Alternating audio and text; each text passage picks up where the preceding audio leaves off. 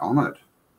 Very good to see you guys. And I'm recording at my end so I can play it back on my YouTube channel in a premiere. And you guys can come over to the chat room over on my YouTube channel and we'll watch it back with thousands of more people and get it out on my main YouTube channel when it's all done here. So that'll be cool. That'll be great. That'll be great. Absolutely, brother. And will help bring in a little bit more understanding of such things as these star forts, the mega terraforming, and such things that's like the Grand Canyon even potentially could be lost, destroyed civilization, and that you've actually found that it seems a lot of the continents even are from a mega size to down, and that there's been many, many huge catastrophes in the past, and that's what you track, and have also deciphered the cycle of the energy patterns of the realm that we live in. You're very kind in your assessment of what I have found. For those of you who've never seen me, I don't normally show myself on camera. Okay, I'm on here with these two guys, and they look way better than I do, just so you know. Man, oh no, it's really good to be on here, and we're going to talk about a few of the things that I found. I'll do a screen capture, and we'll show the indisputable evidence of giant structures that I found while searching earthquakes. The way it all started, and I will explain as we go along, how I found it, how I found you guys, how I found mud flood and Tartaria and all that, because starting about 3 years ago, I was clueless on all these topics, and I actually came across a music video of a guy playing drums, recent Tartarians, and I came across that by searching. I was searching for the ancient history of Greece. I was searching up these. Somebody had told me a legend of Zeus and Kronos and the gods of ancient Greece and tossing mountains. And they had these 100-handed creatures that were the size of mountains that could toss mountains. And those creatures fought with the Titans against Zeus and the gods. And they got tossed down to a place called Tartarus. And I was searching Tartarus, and up comes recent Tartarians drum guy, which then led me to Xerxes and a bunch of videos by him who I'm like, what's this guy talking about? And that then led me to go look at things in a little bit different way on the shapes of things. And next thing you know, within a few months, I'm noticing earthquakes striking. And the earthquakes, as I zoomed in on them, I noticed were part of these. Well, I'm not doing the Illuminati sign, just so everybody knows. I'm doing a diamond shape. The Starforge shape. Illuminati confirmed. Okay, it's this shape like that. Okay, it's a diamond shape, not the Jay-Z whatever. But I'm just doing that shape with my hand so you can see it. I'm not making any hand signals, guys, just so everybody knows. And the owl on my head is from Night Owl Seeds. Long story on that. Okay, I'm just getting that out of the way right now. But I will, if you don't mind, I'll turn on a display capture, and that will show you my whole screen here. This is going to show you everything, including the back end, whatever, but I don't care if anybody sees it, because we're going to jump right over to Google Earth, and I'll show you starting. And sorry, shout out to Andreas Xerxes, who we're actually live on the Xerxes channel right now, and I sent Xerxes a link, so he might join us if he wakes up, but probably won't in time, as we had a late one earlier before this. But yeah, it's funny how the world works, and that it was the topic of Titans, you said, in Tartarus. And then your first stream here, you met Mike and talked to Mike and all of his research on Titans. And it's just it brings back the actual real possibility that what we've been taught to believe as fictional legends of our histories were in fact the actual realities, and real histories are a lot closer to them. And that the Hopi legend, like the 5 realms where they go of the sun and of humanity, where one gets destroyed or goes underground, comes back up and stuff, but that it was like it went from the Titans or the turtles back to the Titans, to the giants or the gods, the Titans, giants, and then us, and then potentially even going into a new 5th age of the sun too, and that's a whole nother rabbit hole or portal or black hole, white hole, Dutch, that I want to go down with you too. Of is the sun white now, or is it now a white pulsar? Do you know anything of that, of the sun cycles and the changing of it? Have you heard It's very interesting you mentioned that on the sun cycles and the white light and the sun, the light that the sun used to emit and that will apparently supposedly emit in the future. You know, when you were talking about the cymatics and the church stained glass and the leaded glass, the red glass, the blue glass, the different colors, that the sunlight is already known to have this effect. We already know vitamin D, and we already know vitamins, quote unquote, are contained in the sunlight itself, but it's just the inducing of that out of your body with the light, with the photons in your skin. All right, it brings, but vitamin D goes into your body that's produced on the surface of your skin from the reflecting of the photons. That's just with the light. Now, do I know if it's white or not? I can tell you that I've seen some videos on YouTube over the past few years showing the difference between what our sunlight used to look like, let's just say 20 years ago, and what our sunlight looks like now, and that it does appear to be whiter. And I saw some articles on that too in the mainstream media, but you know, I mean, yeah, mainstream media. Yeah, I mean, it's an interesting point with stained glass, isn't it? You know, was that developed to change the color of the sun when it goes white? I don't know. Random thought, right? Yeah, there's a lot of talk about that actually, about the white light with the church in particular, churches and cathedrals and the holy, or just the sacred temples and energy points and palaces everywhere, and pyramids too. What I've got on the screen here is, in case you guys, can you guys see it? Can you see the globe here on the screen? Okay. This is Antarctica. Okay.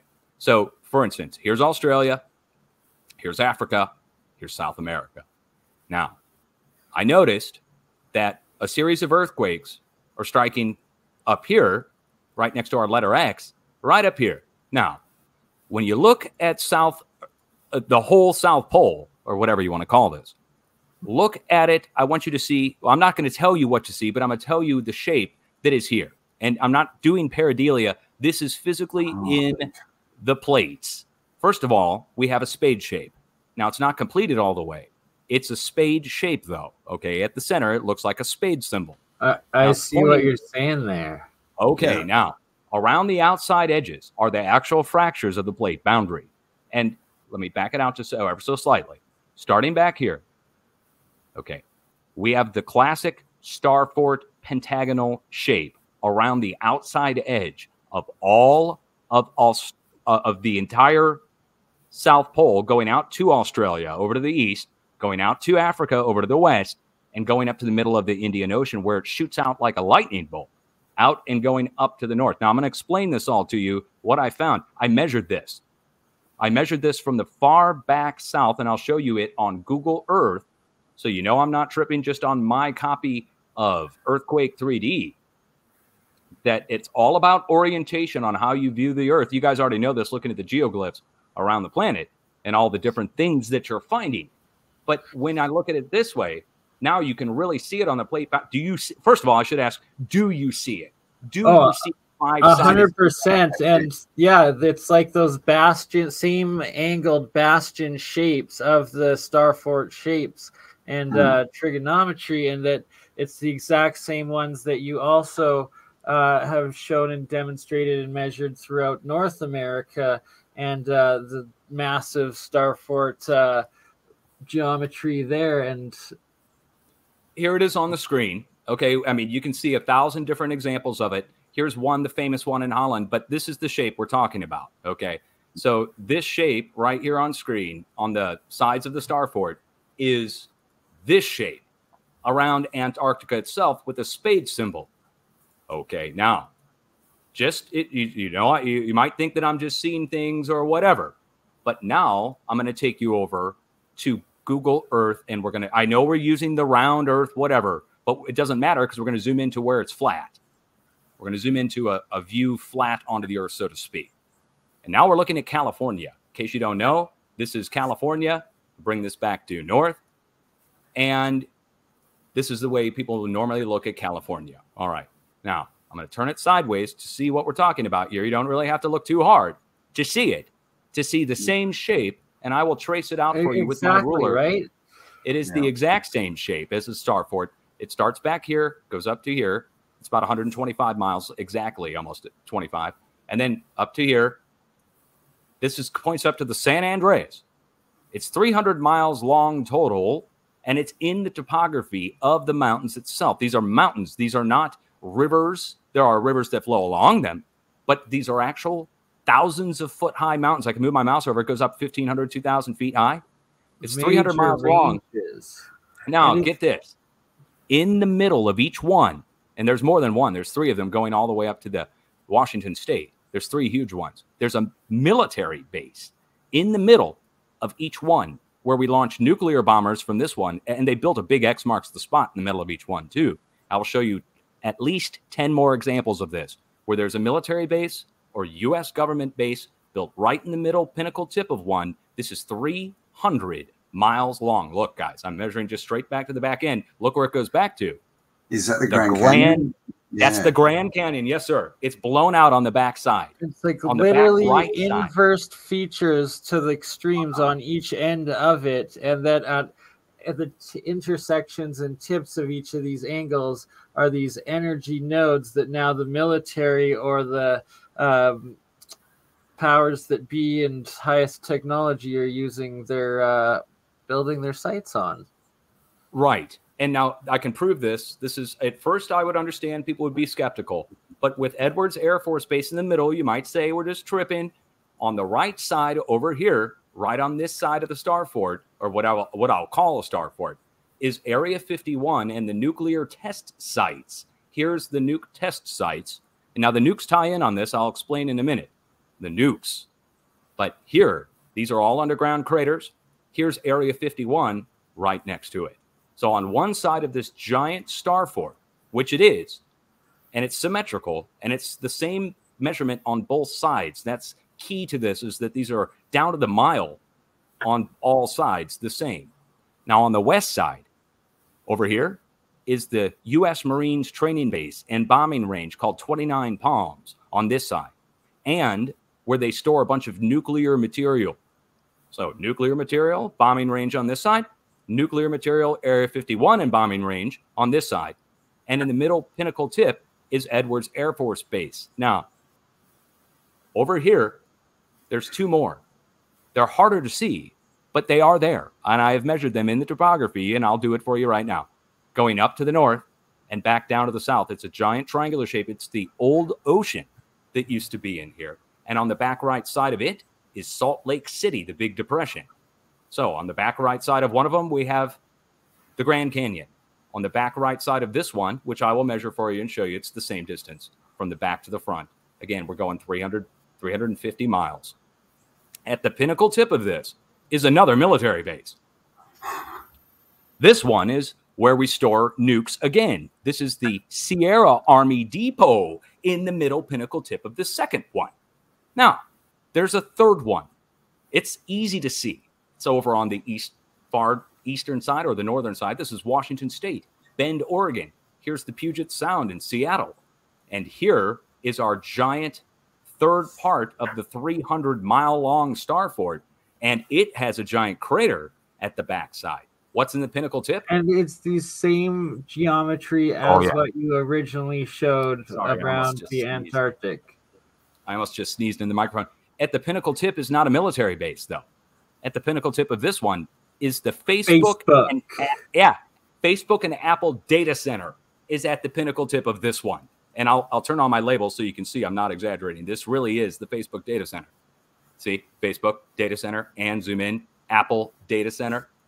They've built their data centers in the middle of the third one up on the east side. So now that's 3 of them. 1, 2, 3. All 3 of them have a pinnacle tip, something in the middle, significant, and a blast outside on the back side. All 3 of them. Now, you'd have to say that that's coincidence with all 3 with the military base in the middle of them. But there's another one, an even bigger one, and it's in the Midwest U.S. This gets into what I found, guys, and what my wife found. I'm looking at the Midwest like this. here is St. Louis, Missouri, right here, where I live. And on this over here is the town of New Madrid, Missouri. You guys may have heard of the town of New Madrid from the Great New Madrid earthquake. Right here, town of New Madrid. So what I want to show you is the exact same shape in the actual mountains of Missouri pointing down to Oklahoma. And on the left side is New Madrid. On the right side is St. Louis.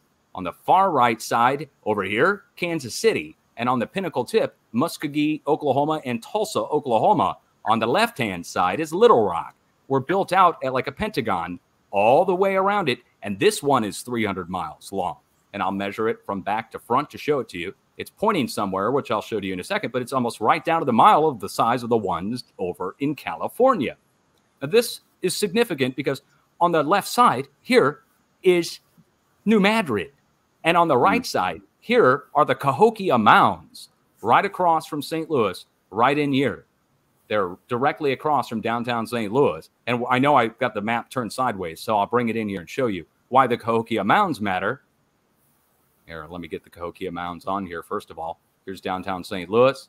We go due east, and they are right in here along the train tracks. I don't have my place marks turned on.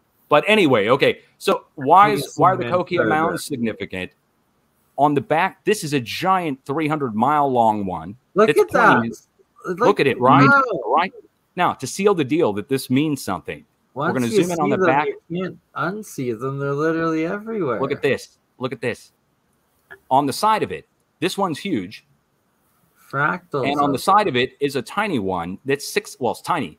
It's 6 miles by 9 miles. And that's right here. And this is made of mountains. And I'll wait for the imagery to load because it looks like it's just tree clear cuts. But no, these are actual foothills. This goes up from 300 feet to 600 feet. It's 400 feet high almost. And it's exactly down to the mile, 6 miles by 9 miles. See 9 miles? Looks like a diamond, right? Okay, 9 miles, 9 miles, 6 miles, 5.9. I'm not doing it exactly. And 5.9 to 6. And now this, here's New Madrid. Here's the tiny star fort. Now right across the river, if I turn it this way, we go over here. Right over here, and this is the Ohio River where it comes down and meets up with the New Madrid. Go over to the east to the Ohio. And that gets in with what my wife found. But before we get into what my wife found, which is huge, we got to get back to this one. This one here, where St. Louis is on this side. I just showed you the star fort down here. It's indisputable, 6 miles by 9 miles. Over here in St. Louis is the one I did a video on my YouTube channel, which is excellent video, by the way. This one right here, which is in downtown St. Louis. There is the old star fort, which is confirmed, and the Geospatial Agency, the agency that does the mapping for all this stuff, for LIDAR, for ground penetrating radar. They're building their new headquarters right in the middle of this one, which I will trace out for you with my mouse if I need to. Right in the center of the old, right? You can see the same angles there, and then you showed the old map of it, and we've looked at these maps many a time over, and the water tower, and it's a very famous remaining St. Louis water tower. It's a Corinthian column, I believe. I'm going to try and find the picture here. I don't care if anybody sees my screen cap on this. Yeah, I do not. Yeah, I don't mind if people see what I've got in here. I need to have had that one open, but I've got a video on it, so you guys can all see it. Yeah. Exactly. So, this here is significant. This is huge. Because right across the river here are the Cahokia Mounds, and I will zoom in on them. They're right here. Let me. And the train tracks just hidden up. Okay, and now this has government installation built in the middle of it. Now there's one more. This is going to blow your mind. I already showed you the big one. Let me show it to you again. It is right here. It is 5-sided. That's undeniable fractals repeating patterns over and over again. There's a smaller one that's built in to the bigger one, and I'll trace it out for you so you can see it. And I'm not paradealing this. This is really here. It's 1/4 of it is its own you measure them out over and over again. It's the numbers don't lie. Numbers can't lie. And this is just the geometric structure and fractal structure of the realm or of matter of the earth, and how the energy unfolds. This one right here, let me zoom in on the middle of it, because look what's here. Fort Leonard Wood, Missouri, the big Army training base. Yet another fort. And another big thing people need to understand is that the average definition of a star fort, or what you should have in your mind, they start with what's called a bastion fort, is what they're known on Wikipedia and in like history books. And they're also known as batteries. And there you go, that shape right there. And that they're literally everywhere, from what was the base of the Statue of Liberty in New York to what me and Campbell Autodidactic have found, a wall that runs 2,000 kilometers long, right from where there currently is the war raging of the Dnieper River around the Azov Sea and the Black Sea, or the Black Sea and the Azov Sea. And there's this Dnieper River, and that's literally where the Ukrainians and the Russians are fighting, the west of the east. And from that exact Dnieper River that's separating their contact line right now, runs this channel up across all of northeastern Ukraine, and then all of northeastern Siberia, where about every, I think, kilometer or 2 kilometers, there's one of those same bastion battery forts into this wall. And then do you see the snake? The snake's head and the shape of the craton itself. Oh, yeah, I can see the head. Okay, with its head cut off. Its head's cut off right at the New Madrid. This is New Madrid, the town of New Madrid. Okay, now this gets really heavy. Okay, so the Star Fort is here, 6x9. Backing it out, we have a bigger one with a military base in the middle of it, Fort Leonard Wood. That makes up 1/4 of the bigger one that goes out and points this way. Now, you're not going to believe it. It goes somewhere. Let me show you. We're going to just go from the back end of it, out the middle of it, like it's pointing somewhere. And we're going to go out. We're just going to draw it. Here, I'm going to make sure it's lined up. Don't worry. But right there. Okay. I'm just bringing it randomly out into the ocean. Pretty far. You can see we're going out into the ocean from this. Now I'm going to follow this. We're going to go across. We're going next to our California Star Fort that I already showed you. And we go out into the ocean here. Look what's there. This is one of the more famous, quote unquote, UFO places, according to the mainstream media. They said this was, at first, they said it was a mistake of underwater bathymetric measurements and that the ships must have been crisscrossing in a way that caused just the shape. The size of it. Like, those are mountain ranges and trenches. Like, that's such a macro size. It's unbelievable. Lower right-hand corner of the screen, you might not be able to see it. It shows our elevation. You can see they're like 200 and 300 feet high and 200 and 300 feet deep. Some of them are mounds. The others are trenches. But notice the direction that which they go in. This is 5,000 feet down in the ocean. Just pause for 1 second and give like visualization for people. They tried claiming that they had misdredged these themselves for how they got them there, and it's like these things are a difference of 400 feet from the 200 up they go and the 200 down they go, that they've carved into the bedrock and uplifted. It's 100 miles long. The damn thing's 100 miles long. And it's again, 200 feet one side, 300 feet deep the other, and it goes into the plate. This is 5,000 feet down in the ocean, and you can clearly see these go into the plate like some kind of entrance or something. Now, weirdly, it points in the same direction back to this, to this big guy. Now, I understand there's going to be people that try to say that's pareidolia, but with the military bases in the middle of each one, and what does this point to? The famous Muskogee Airmen Base from World War II. World War II, Muskogee Airmen were training there of all the places out at Tulsa. But now, before we go any further, these are just the 4 big ones that are here in the United States. We get into other ones that I've found, and this gets into, well, we'll get back to the Midwest United States and the long skulls and all that good stuff. But this gets into the greater stuff that you guys have found with the geoglyphs around the world. For instance, I'm taking you all the way down here to a place called Rapa Nui. You might know it more famously as Easter Island. And out here at Rapa Nui, Easter Island, I'm going to turn on my volcano place marks just so it makes it a little easier for everybody to see where I'm talking about. But what we're going to show you here is a phenomenal discovery I made, proving that the plates and the islands themselves were made in the past at some point. 100%, I can prove it. So we'll start over here at Ascension Island out here in the middle of the Atlantic Ocean, which we'll talk about later, because the Atlantic Ocean and Atlantis and so forth like that, we need to actually get that out of the way about Atlantis.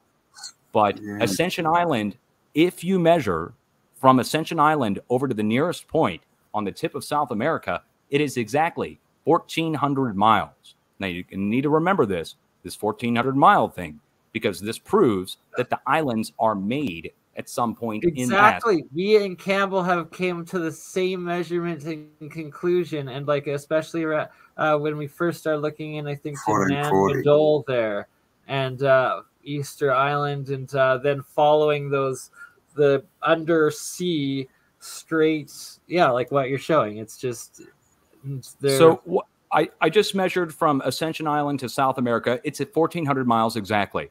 Now, here's our volcanic group for Rapa Nui, for Easter Island. And Rapa Nui itself is, we got to remember this, is a giant triangle, an equilateral triangle with a blown out side.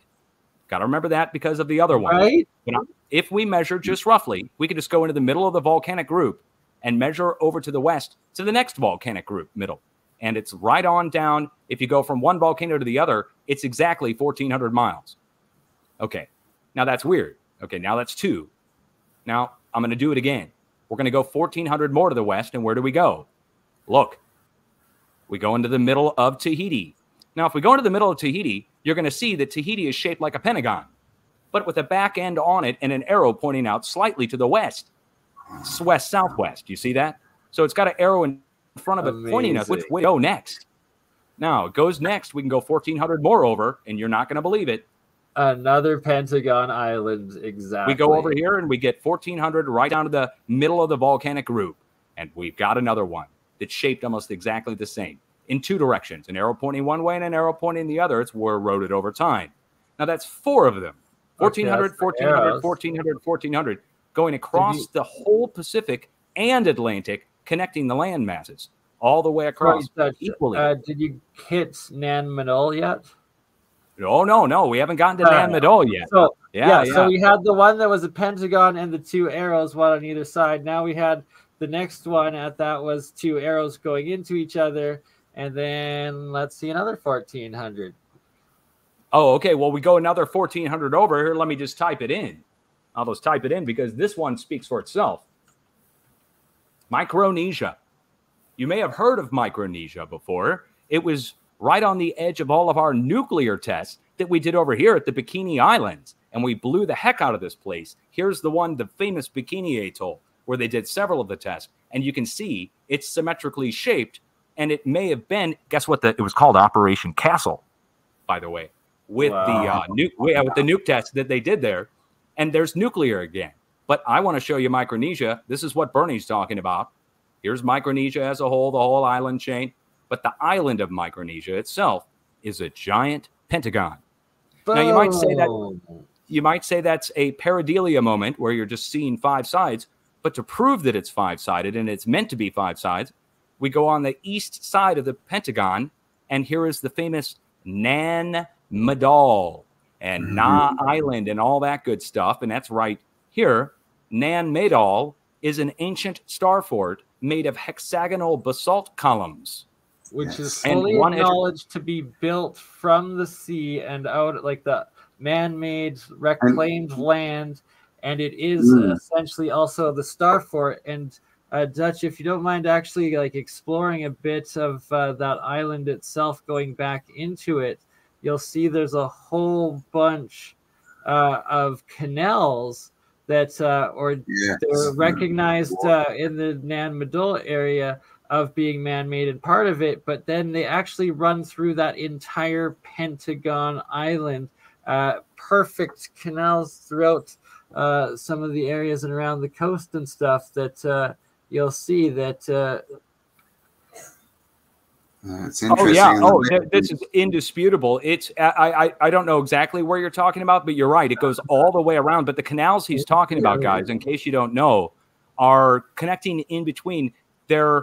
Some of them are some of them are there you can go. Now you can see some of those lines right there, because these are trees that are growing on top of the basalt man-made islands, and that it goes all the way through, and that you'll actually see those, and that it's like a Venice almost channels, and all basalt and completely man-made in the middle of nowhere, and once again at that exact 1400 mark. It's indisputable that it's pentagonal shaped and that there's a Pentagon fort on the side of it. Now, get this. The week that you guys talked about this on your channel, that very week, a hurricane, which they call a cyclone, or what I think, a cyclone. Yeah, cyclone on the others. And it went and hit Japan, but they named it hurricane or cyclone Nan Madol, the same week that you discovered the Nan Madol thing and made it put it out over on Micronesia. In case you didn't know that. They love doing that. It's for the algorithms. I swear to God. It's they'll create just like so it doesn't automatically go to Nikola Tesla every time you type in Tesla. Oh, okay. So Elon Musk trying to sell you a car. They do it with movies all the time, right? It'll bring you back. Okay, now this is the mind blower on the 1400-mile thing. I think the 1400-mile thing has to do with an ancient wall that exists going from here on South America back, and it's actually octagonal, and I will measure it out for you. The curvature of the Earth actually interferes with us measuring this, which makes me skeptical on the curvature of the Earth. But when you measure it, it goes almost like the shape of a star fort. Now, wait till you see this. This is gonna blow your mind. Here is Australia over here, going out to a pinnacle tip of Fiji. You see it, okay? Yeah. Now look what Alaska and Hawaii are doing. They're opposing each other, wouldn't you say? Hell, like one arrow pointing one way, one arrow pointing the other. Now, in between them is an avenue that I've found that's exactly 2,000 miles wide. It's 2,000 miles wide exactly all the way across, and it measures from Easter Island all the way over to Nan Madol, and it's a 2,000-mile wide avenue. And I'm not doing an exact measurement. You can see it's from undersea. It's exactly 2,000. Yeah, and like they're so straight. Like it's nuts. These. Okay. So it's an avenue. And in the middle of this are three huge super volcanoes, we're told, that look like giant craters. There's one here, and one here. This one is the most well-known, called Tamu Massif. But it is in the middle point between the two opposing arrows, which are forced this way, one going one way, one going the other, with this giant avenue in between, filled with giant craters that goes back over to South America and connects in this way. And you have to look at the Earth upside down and sideways to even see the damn thing. Now, before anybody thinks that I'm tripping and that I'm just seeing shapes, let me remind you again one more time that the five-sided Antarctica, with its spade shape in the middle, or its starfort shape of a continent itself, points to the north, which points into another one that's hard to see, but it's here. It's right here. This one goes up and points into the number 7 shaped bend of the Carlsberg Ridge, comes back out to the U.S. military base of Diego Garcia, and goes, it's hidden in the ocean, but you can see it now, that there's another one. This one points into this one.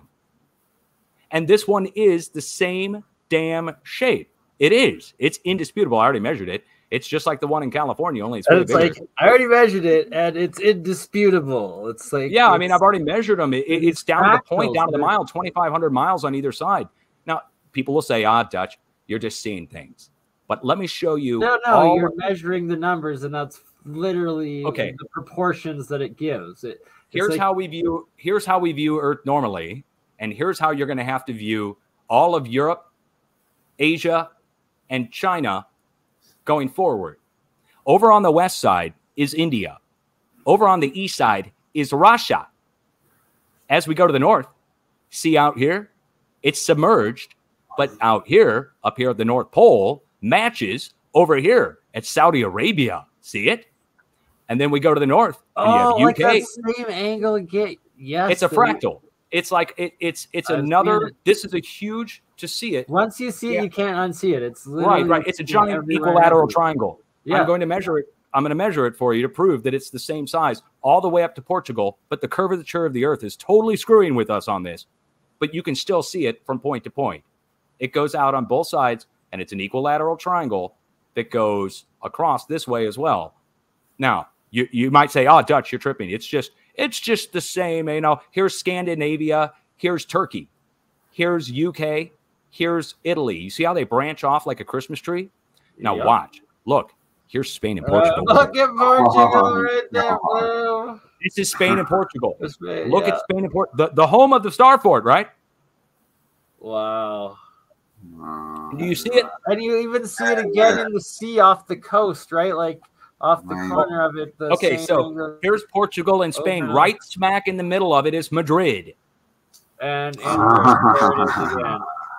And again. Okay, now, going off of, this is more like a 6-pointed star, a hexagram, or an 8-pointed star. But it's that classic star fort shape where on one side and on the other, over here and over here, it's symmetrical. It points somewhere.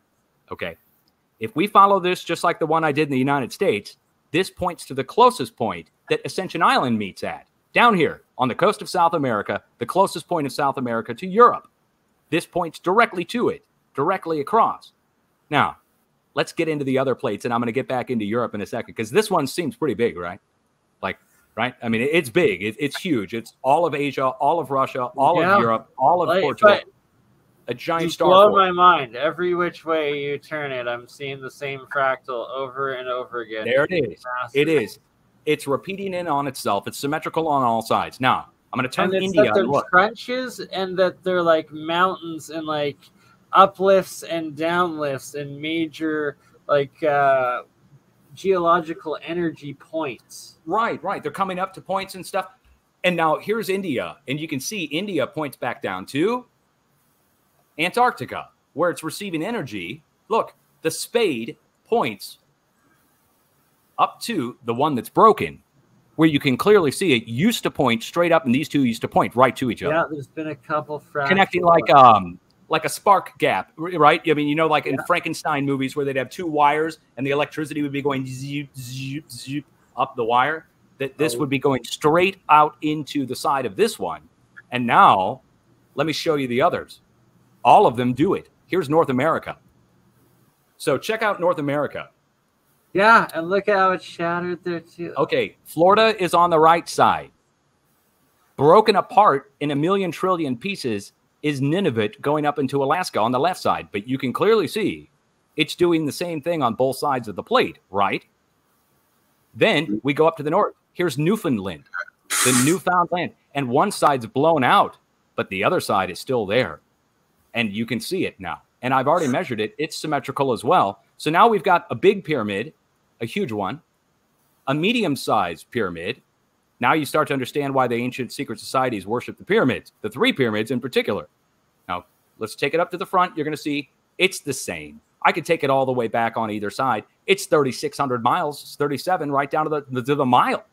And it's 3,700 across. It's an equilateral triangle to where it makes the bend. Now, that's North America. So here's Europe, Asia. That's number 2. The third one is South America.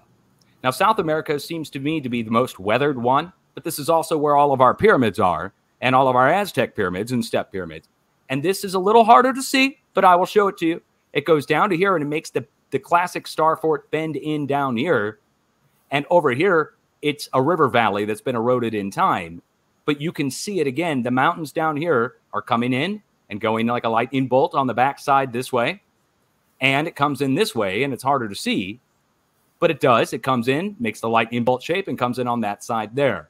Now, before you think that I'm seeing something, we're going to zoom in on the one that's still here, which is this one. Built into the plate itself, pointing like a giant arrow across it, and this curvature of the Earth is really screwing with us on this because it's a perfect draw across. I will draw it for you to show you. We're going to go right through the center of it. We've got a giant blown out basin in the middle of here, but I'll try it across just to prove it. Because again, I know there's going to be people that are not going to believe because they think I'm seeing something. But if I can draw the line through the center and it goes to the center of the next one, we got a problem. We've got symmetry. No, it's if you're not seeing it, curvature of the earth, really. The geometry and the repeating equilateral triangles that you're measuring. It's a repeating geometry fractal. It's undeniable. It's not seeing something. It's identifying a pattern, measuring it, proving it, and showing it over and over again, now documenting it and using it to figure out the construct of this reality. Do you see the mileage on here? Yeah. Okay, now on the back right side, we've got the big crater. I'm not joking on this. This thing's 666 miles long. It's going to play in a second because, look, we're going back down to Antarctica. This is a big deal, guys. This is a really big deal. I don't care what your superstitious beliefs are. If you're watching and you've got beliefs about the number 666 or whatever, down here on the back end, I measured this. I went to the big undersea mount where all these ships have overlapped for some reason right here on the volcano that's here, in case you can't see it. Let me just back it out one more time. We got a big volcano, and all the ships have overlapped right down here on the backside for some reason, as if they were looking at the volcano. Now, I can measure from the backside to the front side of Antarctica through the South Pole, and it's 6,666 miles long exactly if we measure back to the back end where the undersea mount is. And I already did the measurements to prove it. We go right down to it. I'm drawing it out right down to the mile. I can't get it down to the mile here. It's 6,665, but it goes right through the South Pole. To get it right through the center of the South Pole, the curvature of the Earth kind of messes with us a little bit, but it's 6,666 miles long, or 6,665 is all of Antarctica. All of Antarctica. All of Antarctica from back side to front, and I'm not cherry picking that. That goes right up and also to the 666. It's weird. It's just a weird thing, right? Like, okay, so now recapping, we've got this plate that's undeniably, this is all of Asia and Europe, and at the pinnacle tip of it, like a star on a Christmas tree, this points out to South America. Let's go around, because here's pyramid number 2. Like that Portugal one is identical to the one that you've right going through California there, especially. Yeah, it's an exact match. It's indisputable. Now, the final part on this is the Africa part. I just showed you all the rest of the plates, and they're all making either triangle, perfect pyramid shape, whatever you want to call it, star fort shape. What about Africa?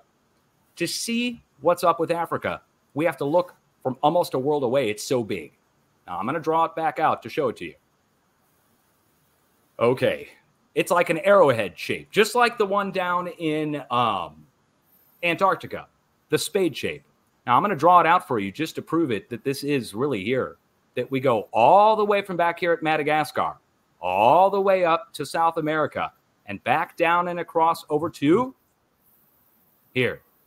And half of it is submerged. It's blown up. It's cut in half. Half of it's broken apart. It's got a big crack going through the middle of it.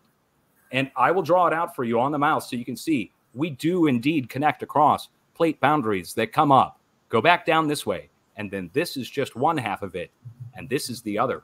And I think this may be the quote-unquote that continent that everybody would want to talk about as being the missing continent that went sinking, that off the backside, it's indisputable curve of the Earth again.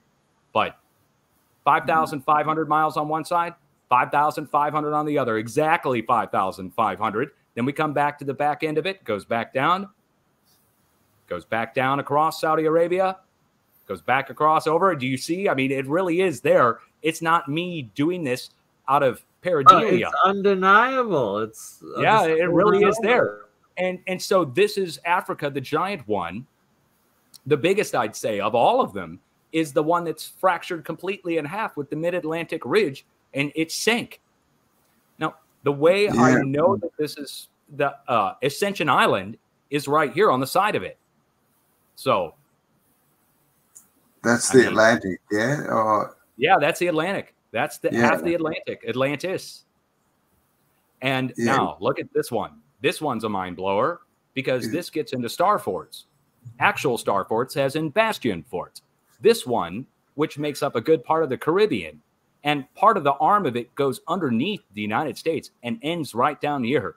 You can barely see it. It goes under the Florida Keys, and in the Florida Keys, right here, is our famous Fort Jefferson, the hexagonal brick star fort, where they got out here and supposedly built this in the Civil War, which is total BS. They did not build this in the Civil War. It's got Byzantinian, like cannons are going to be up there or something. Please.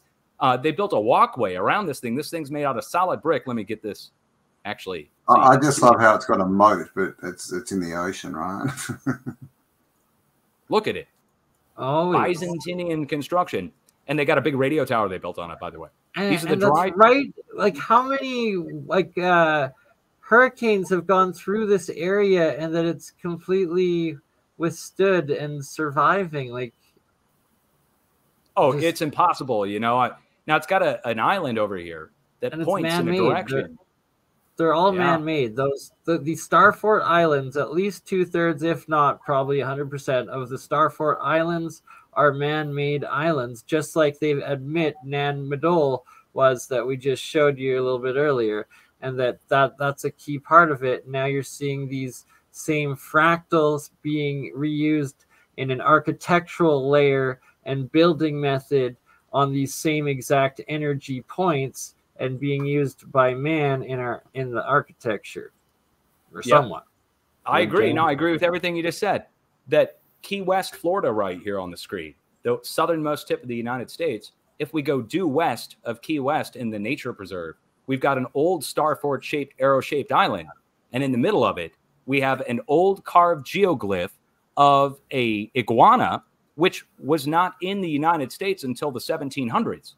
So this is older than that, which means there was this one. You showed me this. The last time I saw it, I was just like, showed all of us this. I was watching live, and like, this is Key West. This is west of Key West, and then here's our star fort out here, built in the ocean, that they said was built in the Civil War, but I'm challenging that. I don't think it was. How did they build islands during the Civil War? Like at that time period, it just it's impossible. 16 million. During the Civil War, we decided to take, and Campbell, you've done several videos on that one. And how many bricks is it or something? 16 million. 16 million bricks they would have had to make ship out to. Ballast on ships, apparently. Yeah, it's just a silly story. And I mean, what point does a fort in the ocean serve? Like boats would just sail around it. It doesn't make any sense at all. Yeah, like cannons can only shoot what, 20 miles at the most. Exactly. So you sail 25 and just go ha ha ha ha. It's right. Like dumb. Now, I made a video on this part, which here are the Florida Keys. Just showed you the star fort, indisputable. This is in the shape of the star fort with the geoglyph inside. But this one was controversial. But up here in the woods, not the woods, in the swamps themselves, is another one. Now, I'm going to trace it out for the people who can't see it, but it's right. What drew my eye to it was this right angle in the trees itself. And I was looking through the Everglades. I just so happened to be, looking through the Everglades, and I found the star fort. Now, really, the way I found this was the giant city. Do you see this, first of all? Now, on the inside of it is another one. Another one. This one. Yep. And it's got this on the side of it, letting us know that this has been made at some point in the past. That's circular, perfect circle. Anyway, this thing is out here this is a small one inside of the greater one that's here, that's in the swamp. This is now swamps of southern Florida. But the real thing is this. This is what it is. This, I'm going to turn it around so you can see it better. But I made a video on this already. And this is, I already measured it, but I'll measure it again for you on here live. It's 2.5 to 3 miles. Depending on where you measure on the corners, where the blown out corners are, it's 3 by 5 miles. Now, I understand that there's going to be people that say that it's pareidolia, what I'm seeing here, or what anybody can see if you just look at the screen, is that it's a rectangle surrounded symmetrically by lines that spread out in all directions like an old bastion. And this is the Florida Keys now. these connect out to the keys in all directions like a spider wave. And I wouldn't ask anybody to accept any of that except for on the back side of it, back up here in the woods, back up here in the marshes, is the star fort that it connects to on the back side, which is indisputable in the topography here. It really is there. That's not just a river. That is the real shape going right into the back end of this huge, this is all underwater. Now, the name of the key here is called Dildo Key. What? Oh, no, hold on. I'm sorry. Dildo and Johnson Key. Side by side. Yeah. Oh, no. Hey, before anybody gets a dirty mind, it's named after the dildo cactus. Oh, my God. Don't use that, whatever you do. Yeah. So they named those. Instantly, any thoughts you had just... It's horrible. And the reason they did that, I think, is that if anybody found this, that they would have to report they found something out by that key. And then it would, the media can't report on it. Nobody's going to touch it. Nobody's going to look into it. And no. It could just be a subtle little message saying, go and F yourself. Yeah, basically it is.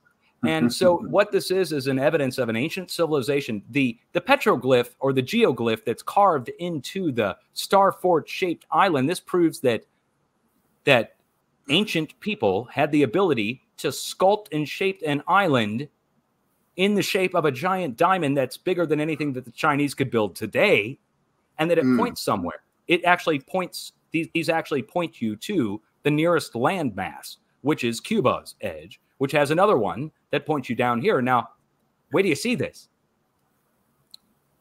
So here's the Caribbean.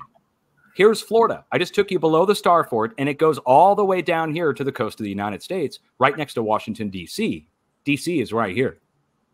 But back over to the west, we go out and we go down to the Caribbean. Do you see it? It's a right-angled rectangular shape that looks like an old port that's been carved out. This is 10,000 feet deep. And it's, again, an indisputable shape of the star fort that's built into the whole Caribbean. And this makes up the other final star fort shape, which is the other cracked star fort that's fully submerged. There isn't one part of it left, but it's right next to what I would call the Atlantean plate, which is this one, the African one that I already showed you. The one next to it is fully cracked in half and submerged. But it's there. It goes from back here, following our fracture zone, right up into the pinnacle tip, where we go right into Central America, Mexico, where guess what's right here? All the old pyramids. All the pyramids are right there. Here, let me bring it back due north so you can see. Oh, okay, that's right, Central America, yeah. Right. So here's the coast of Mexico. Here's the coast of Cancun. And if you guys have ever been to Cancun or Tulum or any of those places along here along the coast, I mean, there's Cancun. The Tulum pyramids are right here. Yeah. Okay, so here we go. We got the submerged one. It's a beautiful spot. I've been there, and it is super advanced to the point that if you stand in the middle of the field and clap, you will get a Caesar beam of your clap back at you, or like a magnification of it back at you, where like it hits you and stuns you almost. It's pretty crazy. Wow. And that also, this guy right here, there's another one of these heads in the snake that go up along these stairs of the central part of this pyramid. And I was actually blessed and able to be there the one time I've been to the Cancun area and to Chichen Itza back when I was 20. God, it's been, I don't even want to say how long. Anywho, I was there during the winter solstice, and as the sun set, the shadow literally moves on the building, and that the snake, it becomes a snake or dragon that comes alive on the step pyramid on the corners of it. And that this is South America right here, northern South America in the rainforest, where the quote unquote cannibals live, French Guinea. Okay, and right down in the middle of it is this. Now we're told this is a lava flow. Look at that geometry again. How did lava just flow in an equilateral triangle? No. Lava flow BS story. This is obviously something else. And part of it is somewhat hidden. You have to actually look at a greater view to see the outside edges of it. This is elevation wise. You can see, hopefully you can see the outside edge of it, which is dark green, and it actually goes out around it. Now there's another one. Now I don't know if you're going to see the face in it or not, but I can see the face. The skull. Okay, I don't know if you're going to see the creepy skull. Oh, instantly! Shape. Wow, sorry, I wasn't paying attention. It was like, okay, wow. Yeah, they got the headhunter. These are where the headhunters are from, guys. So we got pyramid, we got headhunter, we got the pyramid and headhunter geoglyph in the lava, quote unquote, and then you got the 3 pyramids, which again are weathered over time. 2 of them are visible, 1 of them is not, and this is South America turned sideways. Now, I'm going to bring you into, wait till we get to Australia. You're going to love Australia. But I got to bring you into the others first. Here's South Africa. And at the south tip of South Africa, here's, of course, South Africa. But what I want to draw your attention to are the mountains. There, the same as your California one. And those are mountains. Like that's what's the craziest part is like, this isn't just like lines or trees, pareidolia. No, this is identical geometries repeating itself over and over and over again, and it's the highest points and like the lowest points. Like those are mountain ranges. It's just nuts. Yeah, and it's blown out on the back side, back right side again. This is Southern Africa, all of Southern Africa being one of them, a part of a giant structure that was built a long time ago. It blew out on the back side, which makes me think wireless power flowing in like anode cathode. You're going to be flowing from one side to the other and out the tip, right? And now, Salt Bridge. Australia, you ready? I'm ready. Azay! Oi. Seriously, are you ready? Because look at South Australia. Here we go. We're going to go in and zoom in on Southern Australia. Now, these are mountain ranges too. This is not forestry clear cut. Let me just prove that to you. So you see how we go from plains up into foothills. Okay. Now, it's a little obscure and a little hard to see, but I'm going to draw it and I'll prove it to you. So coming out the backside, and it looks truncated at the front end. It is truncated, but it does go out to a pinnacle tip out at the plate boundary. We're going to go down the other side and see that it's a perfect match. And off one side, just like the United States, we've got one that's still intact. The other is eroded over time, but it's still there. And now, before you think that I'm tripping, this is actually a greater structure. Let me draw it out for you.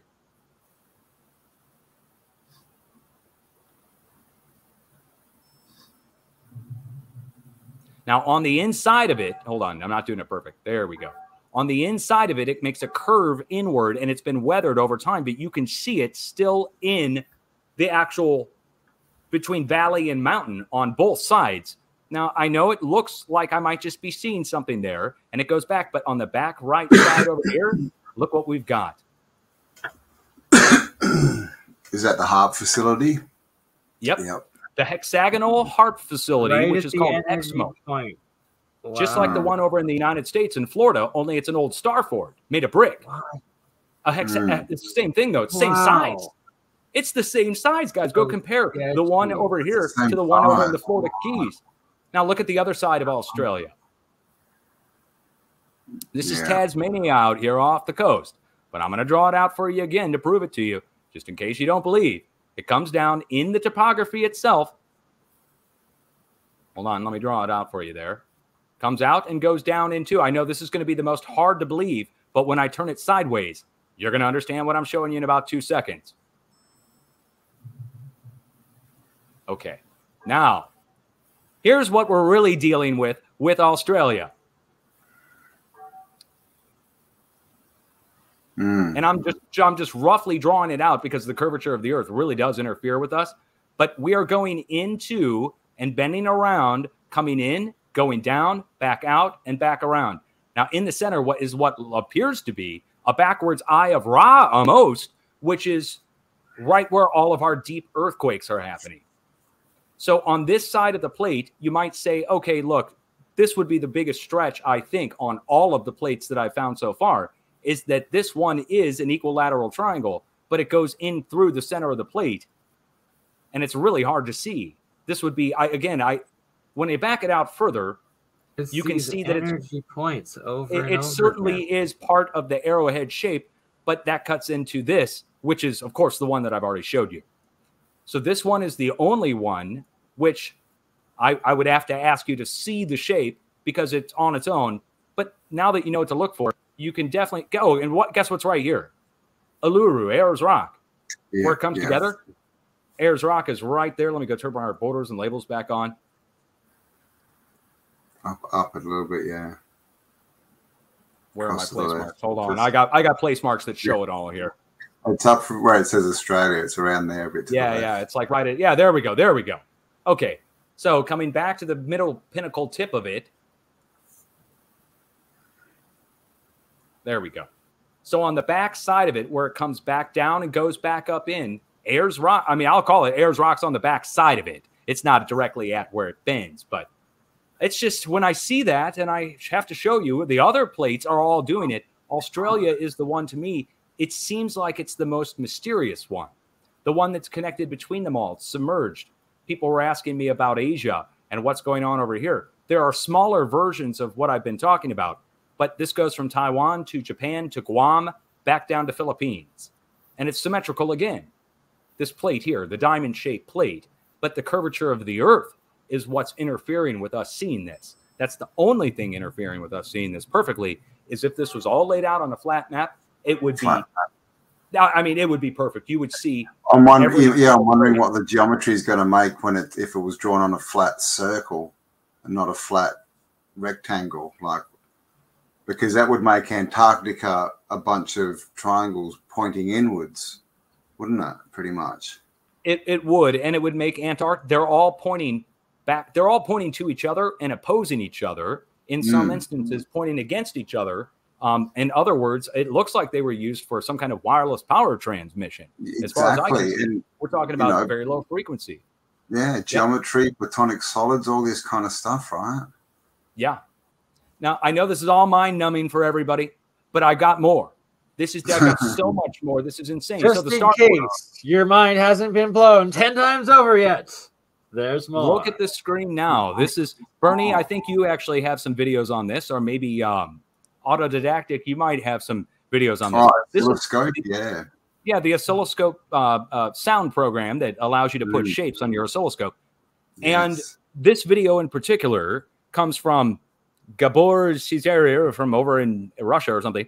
And what this program does for everybody who's a viewer who doesn't know, it's a computer program that takes the probes of an oscilloscope, basically, and you run the computer program into your oscilloscope, and it combines sawtooth waves, square waves, and sine waves into shapes. And it can make any shape using the combination of those shapes. You can make pretty much any shape you want on the screen. But it's doing it using electricity, just so everybody knows. It's using the probes of, it's modulating the electricity in the computer program and putting it into your oscilloscope. But I want you to see what happens as he brings it up frequency-wise from 0 up. Listen. I'm going to stop it in a minute here. Can you hear it? Oh, yeah. There we go. Right there. Got into a couple star shape. Now watch. Pentagon. Yeah. And as he brings in the square and sawtooth, we start to get the Starford shape. The five-sided, or in many cases six-sided, but it's five-sided, it's going off the outside edge.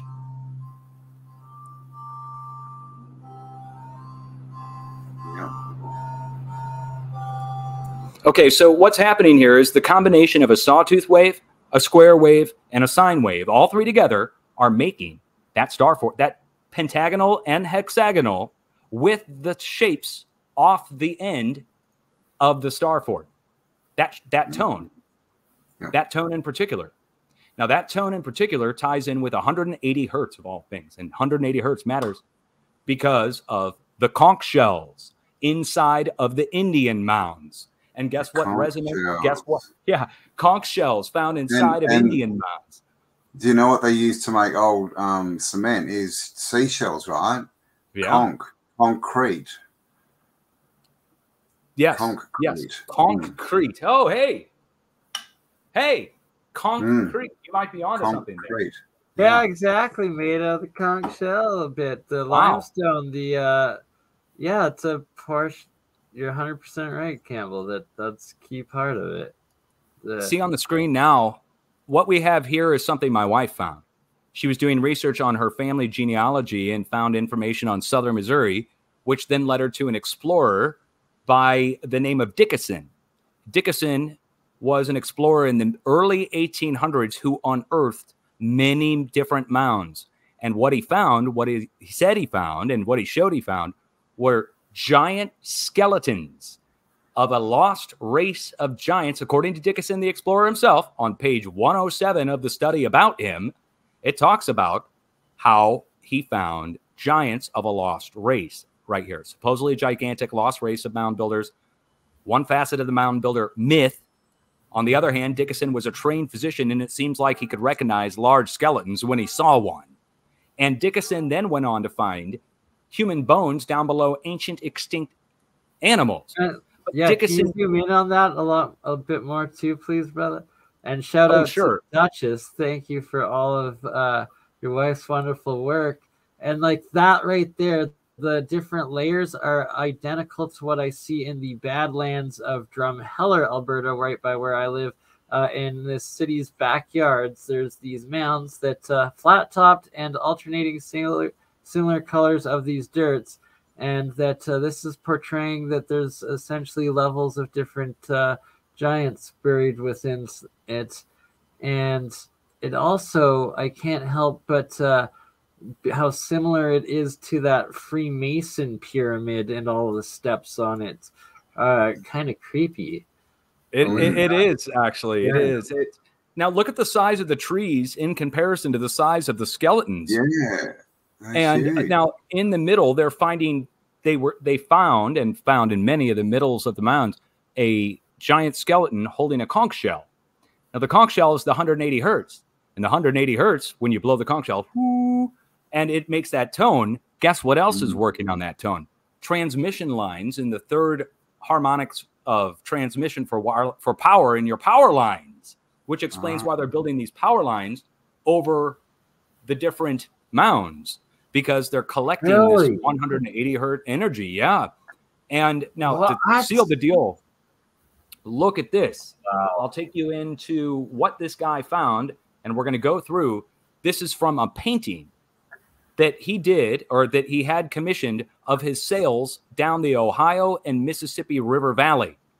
And what he found was stuff like this in the rivers, stone heads, ancient carvings on the hillsides, labyrinths that they called them, huge mounded bastion forts, as they called them. And these are all cave paintings. Now, when he got to a place at the Ohio River, let me take you back to Google Earth now. This matters. We're going back to Missouri over here in the United States, if I can get the proper orientation. There we go. And we're going right down here to the town of New Madrid again, to our star fort, the 6x9 mile one. Now, right across the river over here is a place called Cave in Rock, Illinois. And at Cave in Rock, Illinois, this ties in with what my wife found, which is this. Let's zoom in and go take a quick gander and see. And they might have a better view of it here. Hold on. Let me see if I've got a closer zoom-in view on the cave here. There we go. So the cave has some pretty interesting stuff in it, like an Ouroboros of a snake eating its tail, a symbol seen in other cultures around the world. And in the lower right-hand corner, what you're going to see is that look that you make when you find a 12 to 15-foot tall long skull. Nice. When you find the long skull in the Cave in Rock in Illinois, and look at what he's doing. He's making a little kind of ghoulish, but over here, we're going to go over and look at this guy, which is a younger version that's still mummified, but he's covering his eyes. Now, this matters. A viewer sent me something of I think they're called the Caracas mummies. Maybe that's not the name. Caracas. The Paracas mummies. Paracas, monkeys, mummies. And the Paracas, hold on. Got to spell it right. Paracas You from got it. Peru. There they are. Peru. And what do? They cover their eyes. They're covering their eyes. And Now, they're that always matters. in that seated position too, yeah. Yep, they're in this position right here. Now hold up, because they are from all the way down here at Peru, on the edge of our 666-mile-long Right star by fold. the Nazca Right lines. in here. Somewhere. They're right from there. And so to Okay, have them Paracas, yeah. all the way up here doing the same thing means they're connected, obviously. But to prove that they're connected, there's some other weird things that are in this giant panorama painting from across the country or across the Midwest United States. Huge mounds. And let me see if I don't have all the pictures open at once. Look at this. No. Oh, Now this is big. This is really big. This isn't just like a small little statue that they have carved here. They have it in a greater scene. I want to say, let me see if I can get the greater scene. There it is. Wow. So that's huge, right? And look at him. Look at him. The guy's an Indian guy from India with a bald and a third eye. Look, he's got the third eye. Yeah, or Oh, he's got a third eye. Yeah, Come on, he's got the third eye. He's got a goatee. He's bald. That's a llama or something from over in Asia. Where is this? So- In Mississippi Valley. Yeah, 1800s Mississippi Valley. Boom. Okay, now, so this guy went across and started excavating all kinds of mounds. He documented everything across the area. He was part of something that they ended up calling the mound controversy.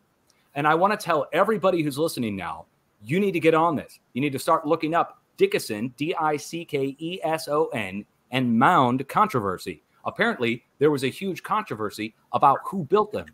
And these naturalists, including a guy named Lyell, who ties in with earthquakes and volcanoes of all things, Lyell got involved with this. According to page 108, Lyell shows up on the scene to debunk Dickeson. And Lyell's a naturalist who Darwin quoted. In his voyages across the ocean, Darwin brought Lyell's books as inspiration of his wonderful volcanology work, where he went into the layers of the earth and put numbers assigned to them, which are totally bunk. And Lyell's a chill. What's Lyell's hilarious, I've got to say, like, his voyage around, before he put forward this evolution thing, it was taught and accepted everywhere that it was catastrophism. Geology class was catastrophism. History was Atlantis, and that there was something big before that, and that everything happens by these mass catastrophisms. And then they came with Darwin and got rid of that idea and got rid of pretty much everything else that could have existed before it. Because YOLO. Here's an example of something that many mud flood people talk about when they show San Francisco houses, and the houses built on top of mounds. So when you look at those San Francisco houses and they're built up on top of that, and you're like, why did they build that there? They built their houses originally on top of the mounds. And some people say it was just, because they liked building on top of mounds. I'll say they were probably using wireless power. And those houses were tapping into that. That's why they built into it. But look at the size of these. And look at the labyrinths and the nature of the size of some of these structures. I'm going to take you back to the start of this panorama, and let's see if we've even got it in here. I don't know if this is going to be it or if this is the first one. Or is it in the middle one? I got to find the picture to show it to you of all the pyramids that they found were just insanely huge, which I can't believe I can't find the picture of it now. Hold on. It's one of these. There's the head. There it is. Okay, so look at this. These are from actual voyages along the Ohio and Mississippi River. What? Look at it. Yes. Like, that's identical to Caracas. They tore them down. In Peru, another one in Mexico City, another one in the UK and England as well, I believe, or in like the Scottish area. These, like, yeah, they tore these down and during the mound builders controversy. So the mound controversy was We had naturalists, which are people who it just goofballs at the time in the 1800s who gave us all the right. We've got the naturalists, and they stepped in to deny that there were advanced people who built the mounds, and then they justified that to destroy them, and they used the dirt for this and that, and they tore them down. Now look at what else my wife found. Along with that, she found this at loc.gov, wherever that is. And this is a book, a documentation of all the star forts and all the Indian mounds that were torn down. It's 500 pages long. I will provide all the links for this. Yeah, I'll provide all the links. And they have pictures. They have pictures and descriptions. Sorry, I can promise once you send this to us, we will do a full video series reading out every one of those 500 pages and documenting these. That's absolutely nuts. And thank you, Duchess. Like, this is restoring history. So it's like when you found those certain petroglyphs and then they tried claiming that you were racist because you used some sort of wrong terminology. It's like you are literally rebuilding. Really? I said American Indian, Aboriginal people's histories, and it turns out, yeah. I said American Indian. I was supposed to say Native American. It turns out Native Americans wrote me and told me that they call themselves American Indian, so it's no big deal. They don't expect a guy like me. It's never those. It's just everyone who's a different color that gets offended. That's, come on.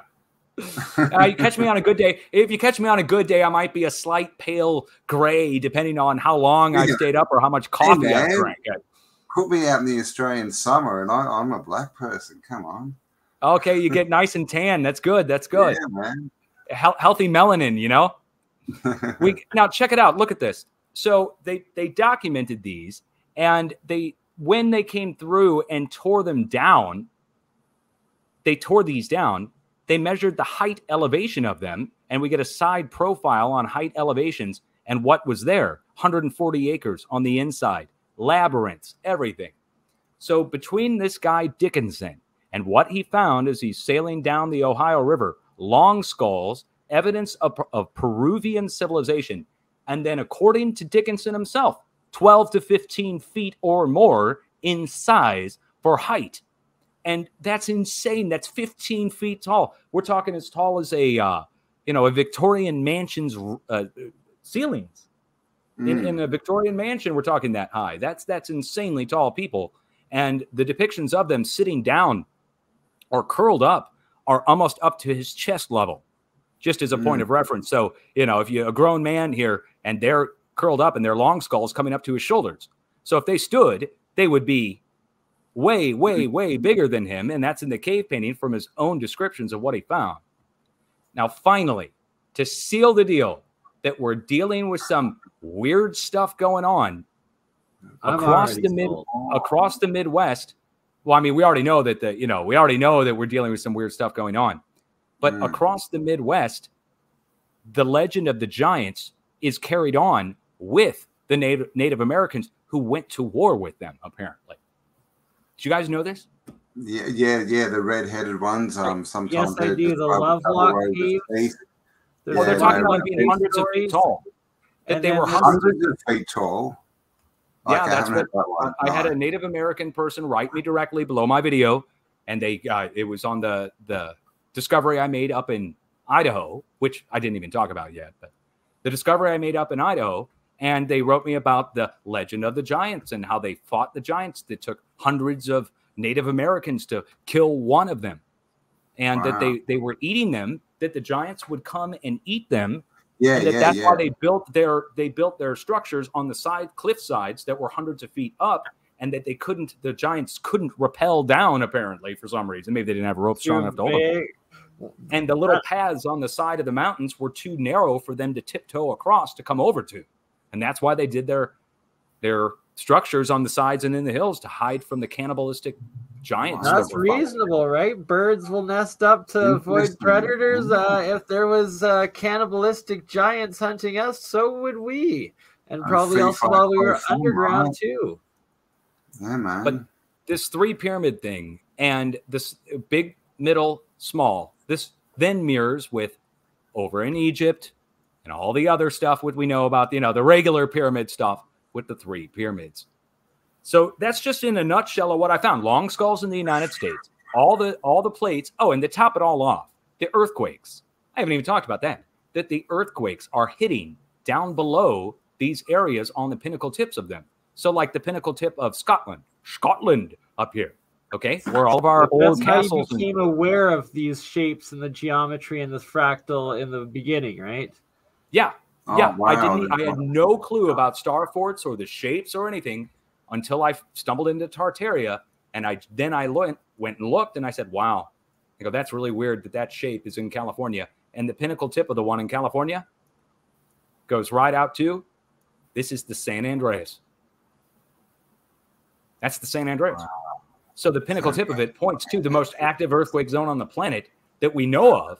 And then you got the New Madrid and this one over here and on the side of it. And then across the river is the Cave in Rock where they found the damn long skulls, which is what we call them here in the Midwest, by the way. We don't call them elongated skulls. We call them goddamn long skulls because they're cannibals. We don't respect them. Right. Have you seen that one movie? It was like Time something where like they go back in time, or like there's a time machine, and then like when they go back even further, they found like this underground race that was like feeding off the normal humans. And they have like it's a famous book. Yeah, it was from a famous book, and I'm pretty sure they had elongated skulls in the movie. And did they? Yeah, because they did a remake with Guy Pearce or something. Yeah, sort of 20 years ago or something. Yeah, well, that's weird. In the movie Interview with a Vampire, that when they show Dracula in the shadow version, like they always show him, and he's got the long hair and the long skull. That's weird. That is weird. That is weird. I just realized that. Oh, that's odd. Dracula. Dracula, Interview with a Vampire. It's like those R people. They have funny heads, don't they? Those Rocky people and Roth people. Fits with the Coneheads. The Coneheads and Dan Aykroyd. Dan Aykroyd, huge UFO buff. You guys know that, right? Yeah. The crystal skull. He's a Canadian, eh? Yeah. Well, he did that. That's why he did the long skulls, though. The eggheads or the coneheads are really just long skulls, right? Yeah, exactly. Right? Yeah. The coneheads are long skulls. Undeniable. Did you ever see or hear of Karen Hughes' work? She was the former.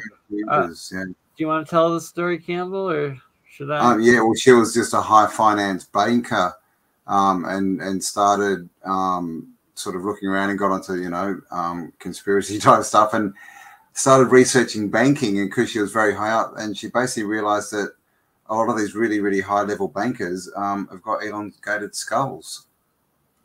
Yeah, I've got some photo. Actually, I wonder if I can find the photo. She was working for the World Bank, and that she stated that places like the Vatican, wherever they'd be wearing those big hats, and there were positions of powers that underneath them there would be these elongated people. That's deep down. There's also footage. I mean, I don't know how real it is, but there is footage of like a elongated skull dude in the Vatican, and of course, the hats in the Vatican, right? And then you've got the Dogon and Owanis and the god, and they've got the fish head hats, which is basically the mitre that the Pope wears. So, I mean, it's just massive, right? It's just, I mean, even here I've got a picture of a giant, and he's Alaskan, and he's got a massive big hat on, like a beefeater hat. The Dogon you mentioned with the Nomos and the fish people, and coming from the water, and that's really weird because that ties in with I have a family friend from Iran who came over just right before the revolution happened. So Iran used to be free, right? Like they were Western, basically. Anyway, he came over here with his family and became a family friend of ours. And he told me the story of the history of Iran. This is from a person from Iran. And he's like, we are the people from the water. We are the Aryans, he said. He looks at me and he goes, we are the Aryans. And I go, what? And I'm a equality punk, okay? Like, at the time I've got a mohawk and, I'm a teenager, and he's telling me, and I'm like, you're Aryan? What are you talking about? And he's like, no. He's like, you misunderstand. It means we come from the water. We call ourselves Aryans, and we're blue-eyed with red hair.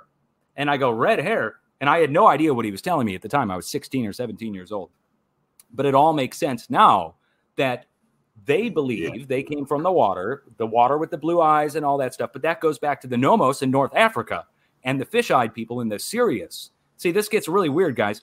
The Nomos tribe of North Africa knew about the star Sirius, and they worshipped it. And they knew that it was a binary star system. They knew it was two stars side by side. But the only way you could know that is to have a telescope to see. But they said that they were told by the fish people who came up out of the water, and they were the most nasty looking people, they said, or something. They called them, just disgusting looking creatures that came up out of the water and showed them the knowledge of astronomy and the stars. And they had this legend going back thousands of years or hundreds of years, long before Galileo. And then this ties in with Nebuchadnezzar, because then the king of Babylon comes out, and all these depictions of Nebuchadnezzar and all these old drawings or cave drawings, whatever you want to call them, depictions of him show him wearing a fish garb and a fish scales, and he's wearing a fish head. He's literally wearing a fish head. Fish heads, right? The song Fish Heads now makes more sense. Fish heads and the Pope. This ties in with the Pope and the Pope's hat. The Pope's hat looks like a fish, and this Christian symbol is a fish. And the fish thing ties in way more with the fish people and the Nomos than it does with Christian symbology.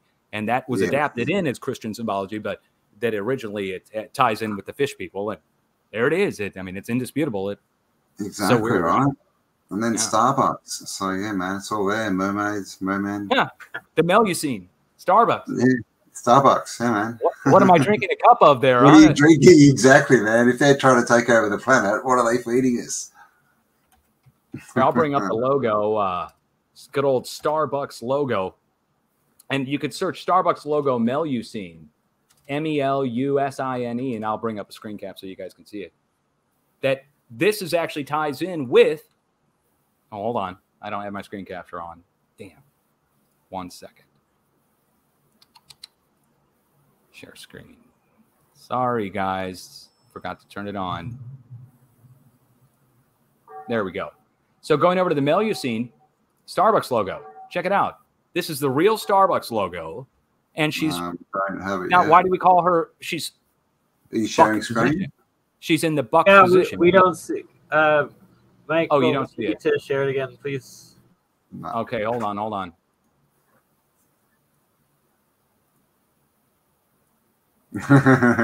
Bernie's a fish head. Okay, we got yes, it now. sir. Yes, we can. Here we go. So this is the Starbucks logo. This is the one that they've got on all the cups now. And you can see an ancient depiction of the Melusine here. Yep. Now, what you do is you mate with her, okay? And out comes the juices of life.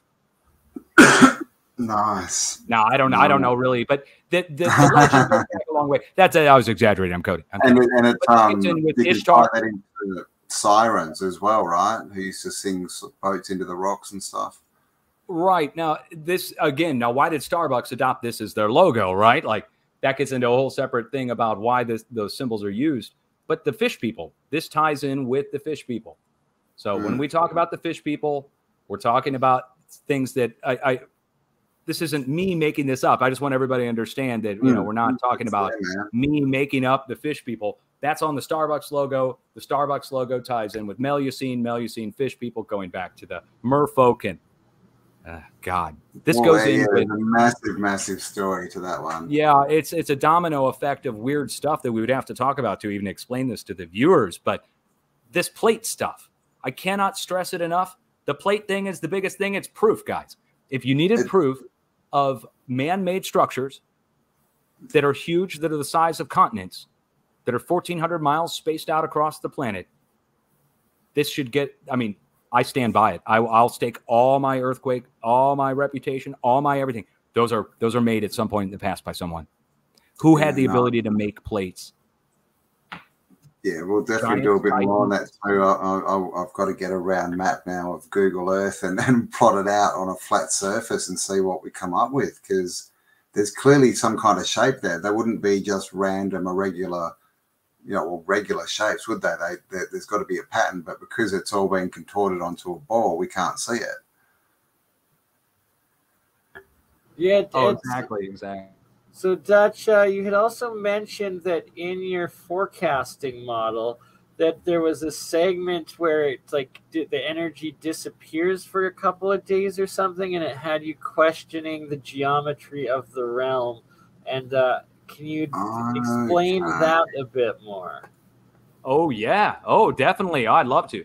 Okay, so as we watch earthquakes, let me go ahead and let me turn the display capture actually back on. Sorry, I have to keep switching between it, but I don't want to hog your screen the whole time.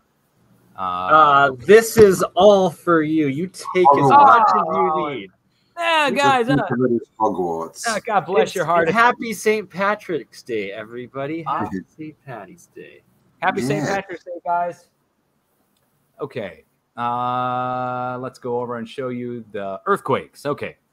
So in the past several years, my viewers and I all watch the earthquakes start at a certain spot, usually with our deep earthquakes, and they usually start down below the pinnacle tips of these giant plates, which I've now proved to you, at least all of them look like they're star fork shaped, and all of them are star fork shaped, except for this one, which is where all our deep earthquakes are coming up from down below. So in other words, down below Australia, down below the Indo-Australian plate, deep earthquakes.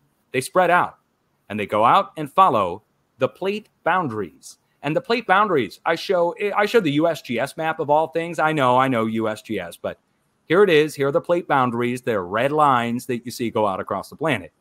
Now, the earthquakes follow those plate boundaries. It's no shock. I mean, you push up on the underside of something, and it comes up and goes, the pressure comes up and goes through it and passes out away. Now, what I noticed is that the earthquakes, they flow out and they go over all the way till we get to the mid-Atlantic ridge, to those fractured plates that I showed you. And when they get to these X's, we see the energy, either one of two things happens.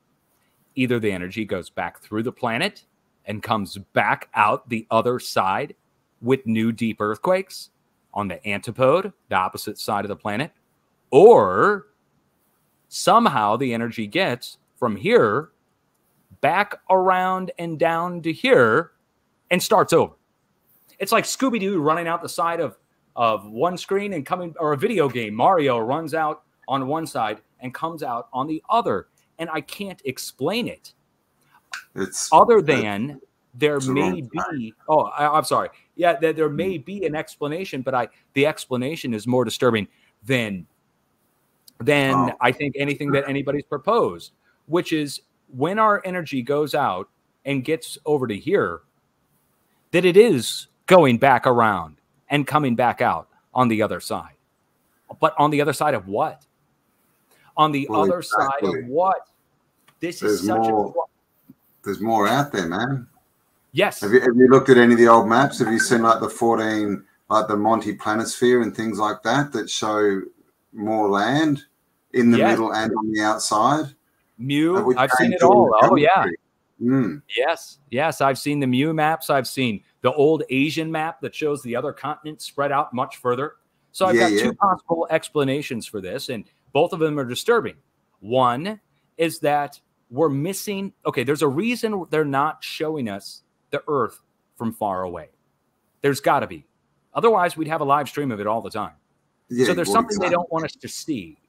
And the only logical answers I can come to is A, there's land masses, like the Earth really is round, but there's land masses, huge continents, that have been hidden from us, that if we're watching a live view of the Earth, we would see something west of California float by, huge. We'd be like, what is that? That's a giant landmass out there in the middle of the Pacific. What is that? It's a giant continent. And it lights up at night. There's people there. What are we doing? Like, okay, that could be there.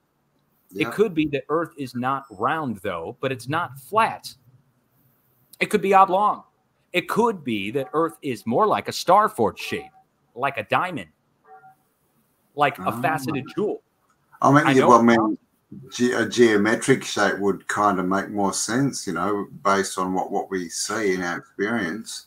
It's troubling whichever way you go. So whether the earthquakes are going through the planet and coming back out the other side, or whether they're going around the outside edge of some kind of flat. Exactly, around the circuit.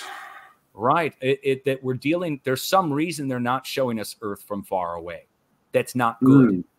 Like whatever the reason is, it ain't good, man. Because like it's been long enough, we should see it. So what are we going to find out? That Earth is like a jewel? Or are we going to find out that it's flat? Or are we going to find out that it's an asteroid shape? Is it going to be shaped like 3 pyramids? I mean, what is it going to be? All the plates in these shapes lend me to think that might be shaped more spiked-like,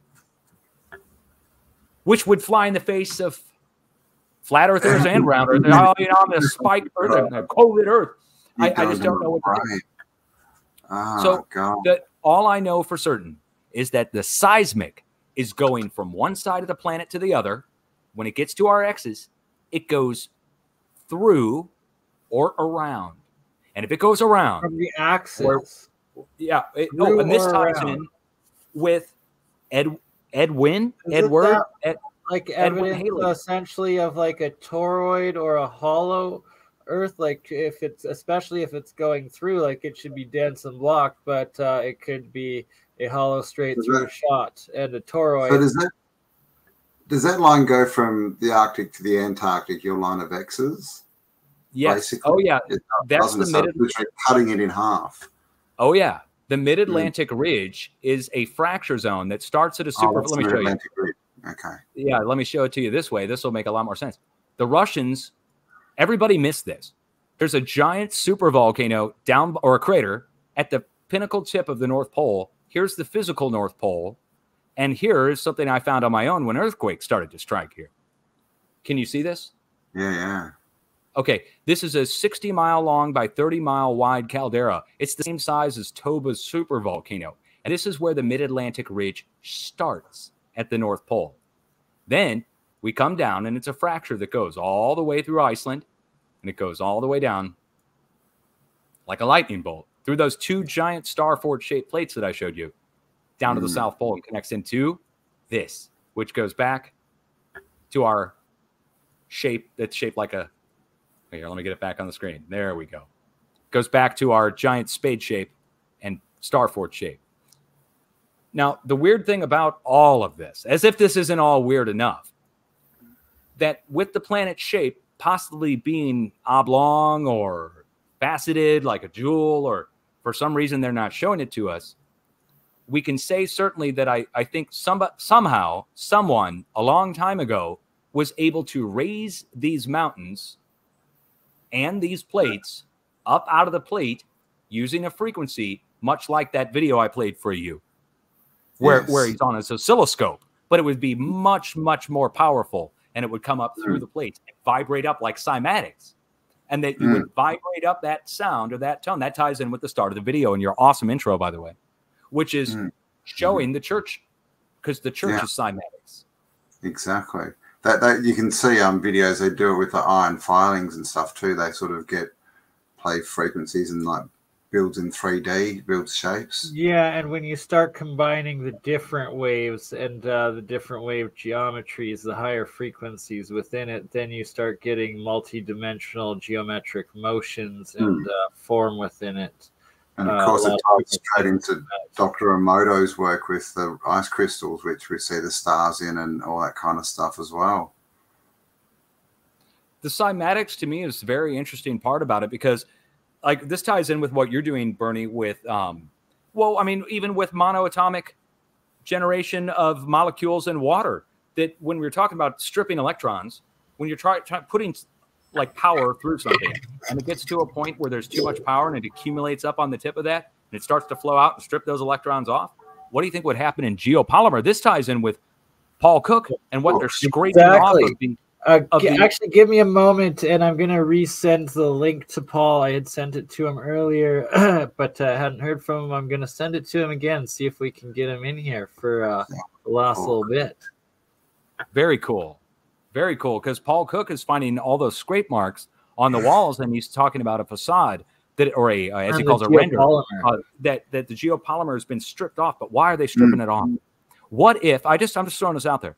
What if the geopolymer they were using was electrically conductive, and that's why it'd be valuable today? that there'd Oh, be something. 100% it was. It was like in this crystalline supercapacitant nanotechnology that they incorporated to all of it. That's why we can't replicate quote unquote Roman concrete today. Why Roman nanotechnology, even in cups, cast cups, were better.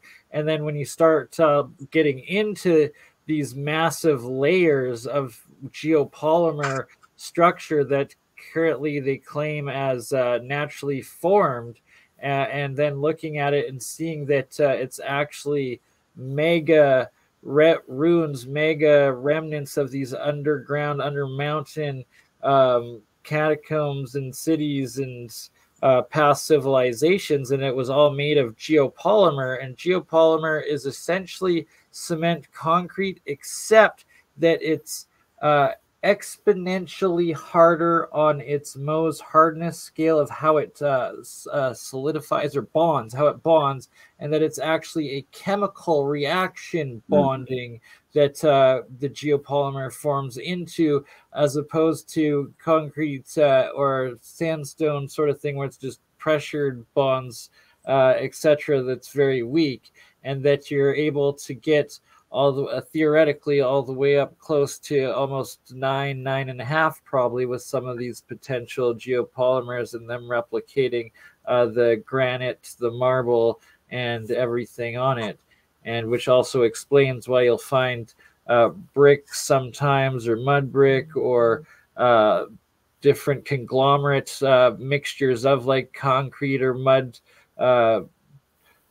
concretes in the pillars or in the inside walls of these ancient structures. And then this inch to foot thick basalt or basalt, or what's the one I'm trying to think of?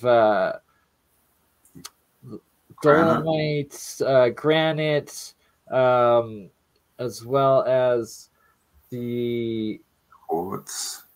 Yeah, quartzite is in it a bit. Yeah, the granite stuff, but there's a term for it. Paul knows it, and it's a specific term for the geopolymer of granite.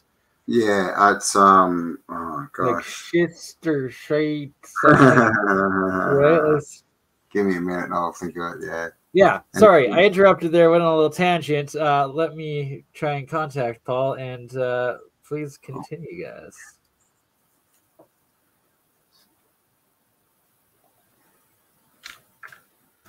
Sorry, I was muted. I was just looking for a video from the University of Texas. It was a working group on geopolymer released by the University of Texas. It looks like it's been deleted, but I think I might still have a link on it. I made my own geopolymer like Paul did, and I followed the directions that they had listed on the Geopolymer Institute site. So in case you didn't know, Geopolymer Institute put out directions on how to make geopolymer like the pyramids. And it's like, certain mix or whatever. But then within 6 months of us all talking about this, oh, wait, hold on. Within that's me breaking my geopolymer. Within 6 months of us all talking about this, they University of Texas came out studying geopolymer, and that they found that it's twice as hard as Portland cement, and that it could be used to replace current concrete, and that they then went and built an airport down in Australia made of the geopolymer. What? Yeah. You didn't tell me that. Oh, yeah. Australia geopolymer airport. That's interesting, because there's buildings in Miami. There's a town. What is it? Basically, all the buildings there are poured geopolymer. Augustine, St. Augustine, is that Florida? There we go. I just posted it in the chat room. 70,000 tons of geopolymer concrete for airport. This is 2014. Dutch, if you have an article up, do you mind sharing it on ours as well? As you're no longer sharing screen here if you're trying to show us something. Here. Okay, and I apologize. I don't want to hog up the screen. Right. We like the descriptions as well. They're good. Okay, Entire screen allow. There we go. 70,000 tons of geopolymer concrete for airport in Australia. Brisbane West Airport. Wow. 27,000 Queenslander attended to see this 66,000 ton of carbon neutral blah, blah, blah. Carbon neutral. Yeah, right. Got to save the planet, man. Yeah, man. Like by building an airport, I mean, how ridiculous is that? Yeah, Let's build an airport so then we can fly planes around the planet while saving it. Okay, nice one. But the geopolymer stuff is really, really interesting because they could have mixed in what's with all the radiation and the nuclear next to these spots. What if they mixed in some kind of uranium that we didn't know about, and that was providing some low amount of power in the geopolymer, uranium-based geopolymer that had its own power source built in? I mean, it could be, and it all overloaded. Have you come across the red bricks that that they use as batteries? Have you come across that research? I saw that, and you know what? Something that Paul Cook might want to try when he's mixing his geopolymer. You don't want to really touch it or handle it with your hands, but graphene, that graphene will transfer and hold power if you put it in layers. Remember the Indian mound that we were looking at with the layer of coal at the bottom? Yes. That the layer thing will generate power, actually. That if you it's a capacitor. That's a capacitor. Yeah, basically, yes. Yeah, it'll store energy or generate it depending on what we put into it. And so in the capacitor, it stores the energy. And if you do carbon, aluminum, copper, and calcium, which fits with the bones, by the way. So in the Indian mound, you got a base layer of carbon. Then you've got the and then you got the conch shell in the middle to project it out. Now the conch shell was worn by kings and queens back in the day. They would wear a conch shell over their third eye, or the center of their forehead. Third eye is pineal, but they'd wear it over the center of their eye, just like the Egyptians with the coiled snake. So the Egyptians have the coiled snake over their third eye, the conch shell with its coil over their third eye. And then I'm not saying I'm not into any of that. I'm just saying that, like, frequency wise, it's all on 180 hertz or so on the conch shell thing. 180 hertz ties in with electricity. And then we get into the kings and queens. And in the kings and queens, they had scepters and orbs, right? Yep, and crowns and jewelry. The Egyptians. We're looking into electroculture, and obviously with Bernie's kind of stuff, orgonite and all that, and that ties into the jewelry they were wearing. And I did an interview, and with all this like tensor coils and that, they're actually tuned. So they're making tuned tensor coils. So literally, you could tune it like a bracelet to 180 hertz or whatever you want to. Speaking of bracelets, getting into the Egyptians. The Egyptians kind of show the same thing. Instead of a scepter and an orb, the Egyptians are using the Ankh or Ankh. The Ankh, yes, and the Jed pillar, yes. Okay, see how they're holding that? Okay, yes. Right, they got that, and in the other hand, they've got the what was it called? The Jed pillar. Right, there it is. Oh, the scepter. That's the scepter. The Jed pillar is the capacitor. You know, the pillar, and it's got the lines across it. Yeah. Depictions of a Jed pillar and an Ankh sort of together. You know. Now they all have some kind of elongated thing on their head. And they all have the coiled snake at the third eye or something at the level of the forehead. Okay, each one of them. And I propose that this flail and hook, is the same thing as this. This is a Vajra. Yes. These were both. Now this is. Yeah, we went over. I went over this in an interview last week. Like this exact. You know about Elon Musk, right? No, who's that? Never heard of him. Yeah, Elon Musk posted this tweet, and he said, "This is what